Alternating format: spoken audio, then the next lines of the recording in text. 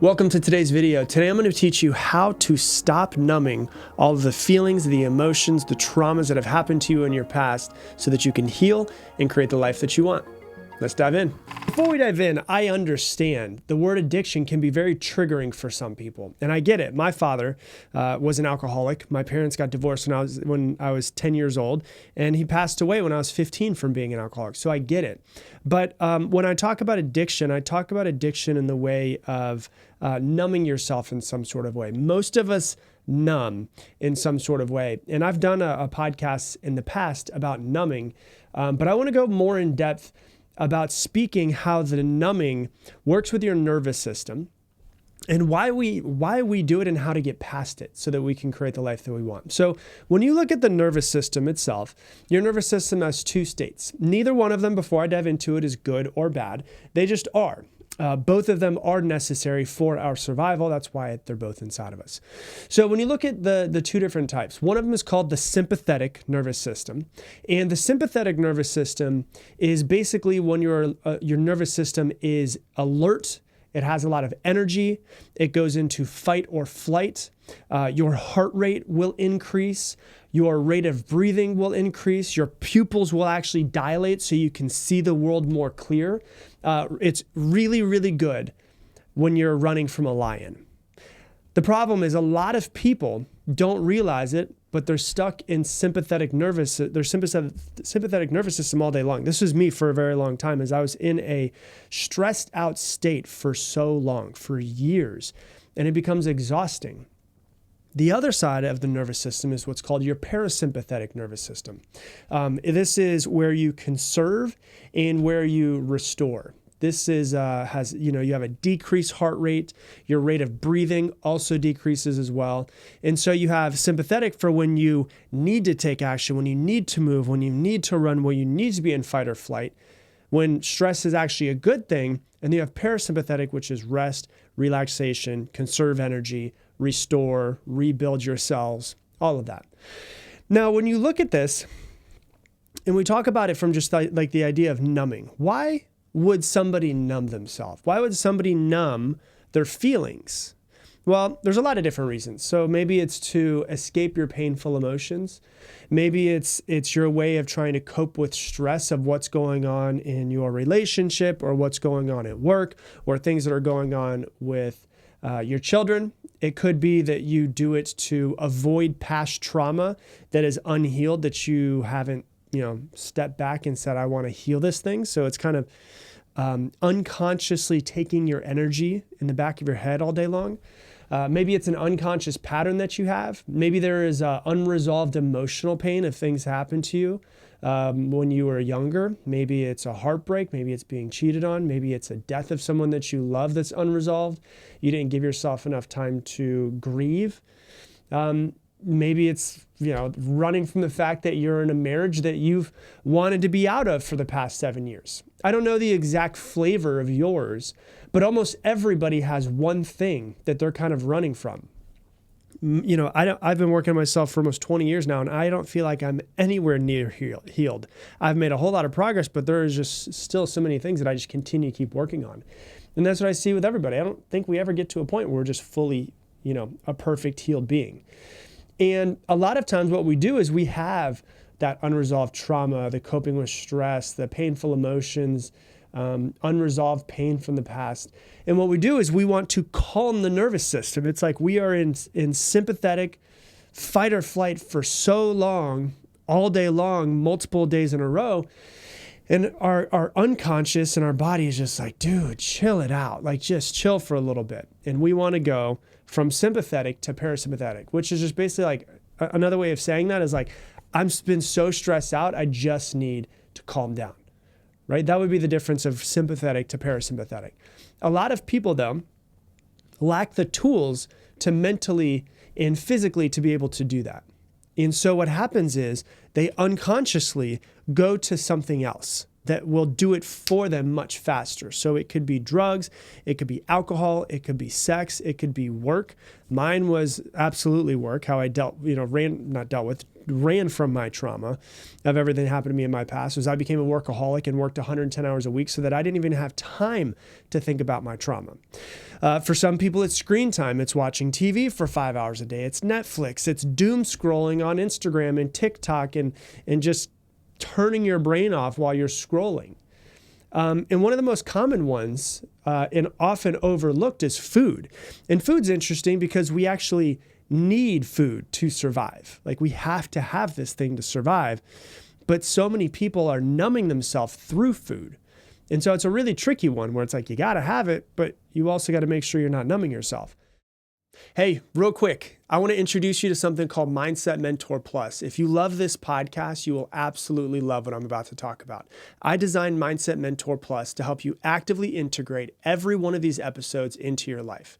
And here's how it works. With every episode of this podcast that comes out, Mindset Mentor Plus subscribers get more. You're going to get multiple page, detailed, printable worksheets, effectively a mini masterclass that's way more in depth than just this podcast. They also come with journaling questions, challenges, assignments, and so much more. So that you're not just listening to these podcasts passively, but you're actively integrating them into your life. That way you improve much faster. I also do monthly Q&A sessions in there and much, much more. If you want to learn more about it, go to mindsetmentor.com or click the link that's down in the description.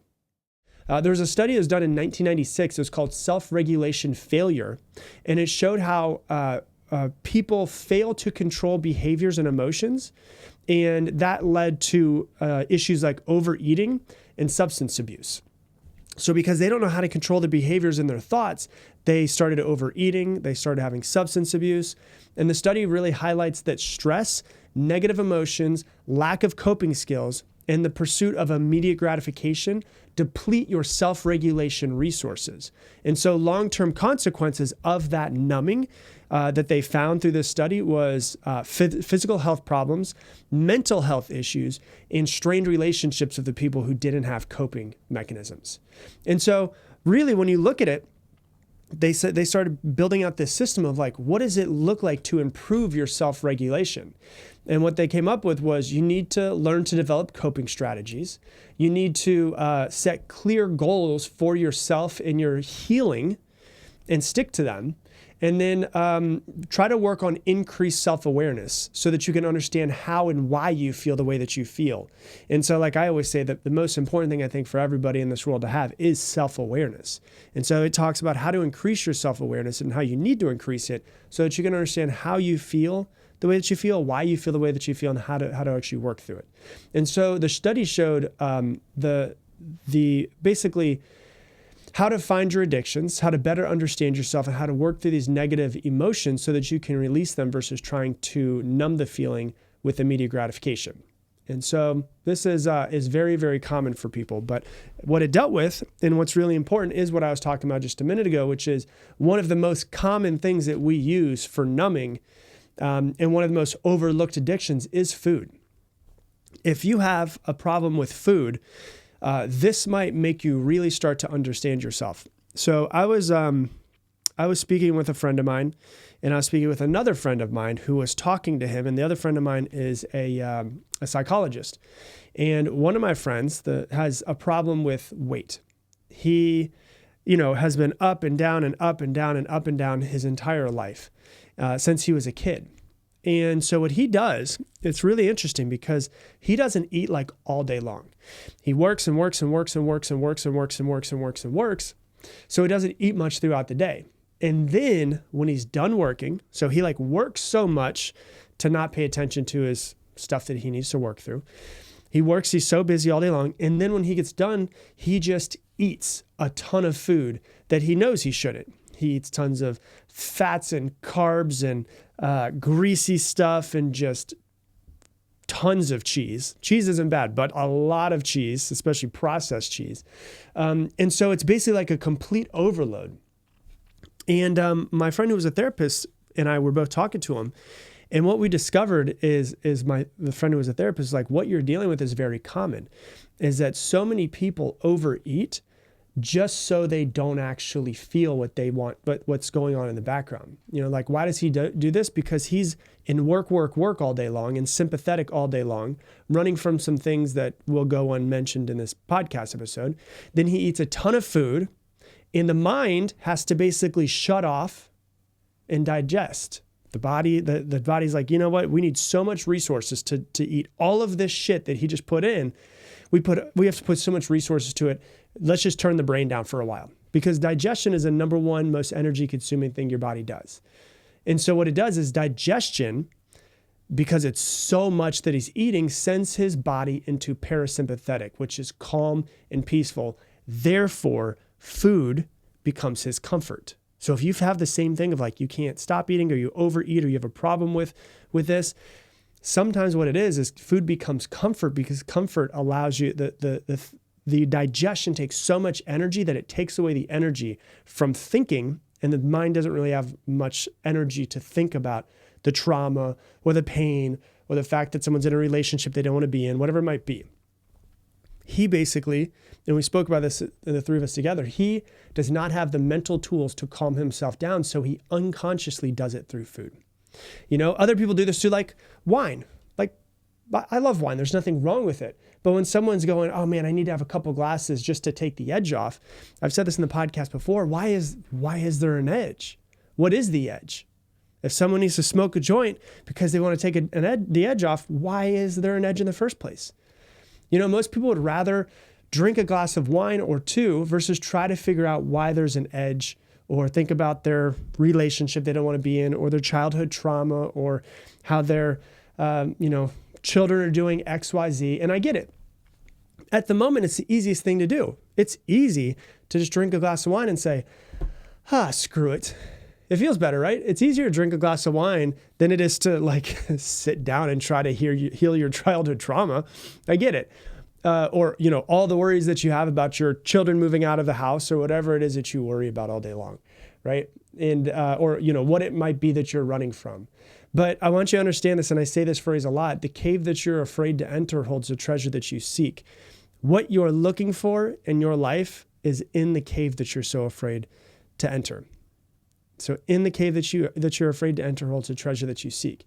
Once again, though, this numbing is just basically an unconscious act to get yourself from sympathetic to parasympathetic, from stressed and anxious and worrying and fearful to calm.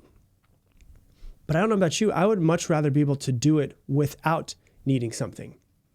I would rather try to develop the tools like breathing and meditation and journaling to be in charge of the body and be able to work through anything that pops up, right? When you see like drugs, that's easy to see. But most drugs put people into parasympathetic. When you see someone that develops something like being a sex addict, sex is something that makes you so present, and you have so many endorphins and so much oxytocin and so much serotonin, everything going through your body, that you forget about everything else.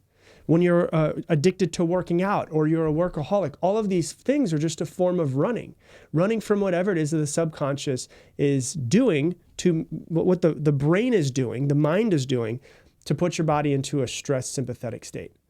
It's also the reason why so many people have trouble being bored. Like for me, I was terrible at this.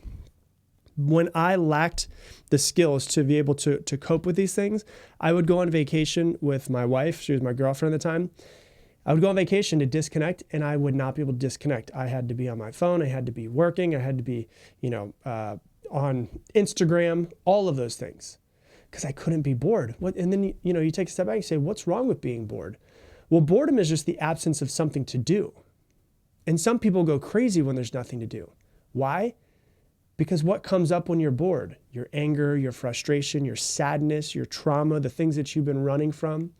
What comes up is what's always there. It's bubbling under the surface. Now it just has an opportunity where you're not doing something, and it's wanting to come out, so it's just bubbling up to the surface, and you're like, nope, I can't do this. I got to scroll on Instagram. I got to do something else. I can't do nothing. Why? Why do we do this? Why do we run from, and the way I like to think of boredom, replace the word boredom with relaxation. Like giving your mind a moment to relax for 30 minutes, or if you're going on vacation for a few days. But why do we do this? Why do we hate being bored? Is because people lack the tools to calm their nervous system down. And so like I did an episode in the past called How to Self-Soothe. I would recommend that you go back to that. But we're never taught this. I realized when I made that podcast episode is that like for the 6, 7, 8 months, I was like, man, we're never taught how to self-soothe. Like babies know how to self-soothe. Children know how to self-soothe. We're not taught how to self-soothe as adults. And so we become addicted to stimuli. We become addicted to running. We become addicted to numbing in some sort of way to not feel these things. But what I want you to understand is that there is short-term benefit in that moment. That's why we do it. Everything that we do is towards some sort of benefit. So there's a short-term benefit of not feeling anxious, not feeling stress, calming down, whatever it might be, but short-term benefit, but long-term consequence is what it is. Most people think of now and they don't think of the compounding effect of their decisions over the next 10 years. And I want you to understand, I've said this many times in the podcast, time is either your best friend or it's your greatest enemy. If you're in your late 30s or more, you have friends on Facebook that you've seen in from high school, and you can see who has made good decisions of taking care of themselves over the past 10, 15, 20 years, and who hasn't made good decisions. You can, can't you? Like one of my best friends from high school never really stopped partying. You know, not a big deal when you're in your 20s, but now that he's in his late 30s, he looks like he's 45. And so if you're still in your 20s, you probably think you're kind of invincible, no big deal. Wait another 15 years, 20 years, and you'll start to see that time always wins. And so it's really important for you out there to understand that if you are numbing in some sort of way, it's really important to write it down and identify where you are numbing. And then ask yourself the question, write it down, pen and paper. Why are you numbing? So if you're the type of person who can't stop scrolling on Instagram, why are you numbing? What is it that you're numbing? If you're the type of person who has to have a couple glasses of wine every single night to quote unquote take the edge off, what are you numbing? What are you running from? What is it? What is the cave that you're afraid to enter? Because that holds the treasure that you seek. Your freedom is on the other side of working through that thing. Sure, I get it. There's many, food, wine, drugs, sex, working, all of those things. Cool, great, amazing.